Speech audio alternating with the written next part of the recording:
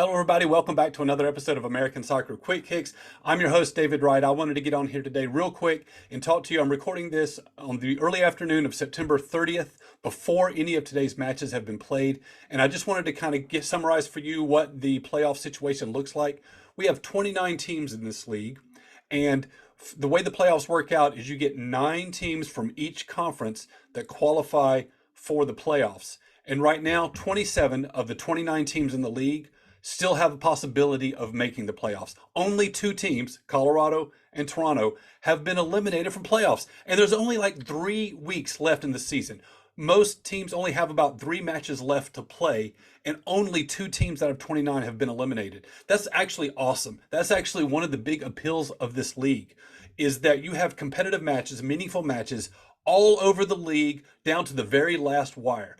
We don't have promotion relegation like England and European leagues do, and people like to debate that means we have some meaningless matches for teams that are lower down the table. But it's not true in MLS because we have that playoff line. We're not playing for that promotion relegation line. We're playing for that playoff line.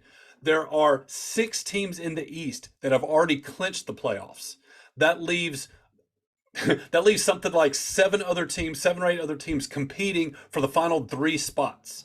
And in the West, only 1 team has clinched the playoff spot.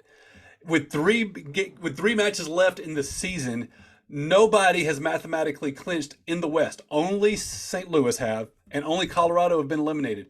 Everything else is wide open. Nothing is set. So this actually makes for competitive matches up and down the table. Everywhere you look, someone's got something to play for, and that makes for some very exciting an exciting schedule. I mean, it makes the league compelling. It makes every match compelling, a reason to have to watch it. So I wanted to just give you a summary. I just want to give you an overview of what the playoff format looks like, and then I'm out of here. There are 9 teams from each conference that will qualify. 7 automatically go to the first round. Spots 8 and 9 will play a one-off wild card match, okay, with the higher team hosting that. And the winner of the wild card then joins the other 7, and there you've got 8 teams competing in that first round. The first round is actually going to move to a best of 3 series. The first team to win 2 games advances. We are not playing aggregate score, and there will be no draws. They will have a winner, a definite winner in every game. If it's tied after 90 minutes, they will not play extra time. They'll go straight to penalty kicks.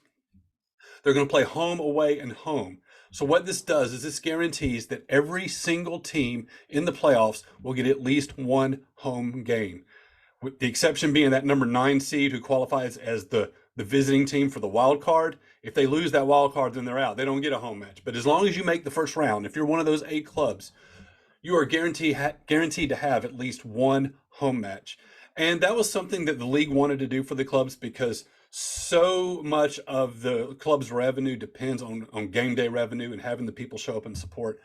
And also, I think Apple wanted some increased playoff inventory. So this constitutes an expansion of the playoff format.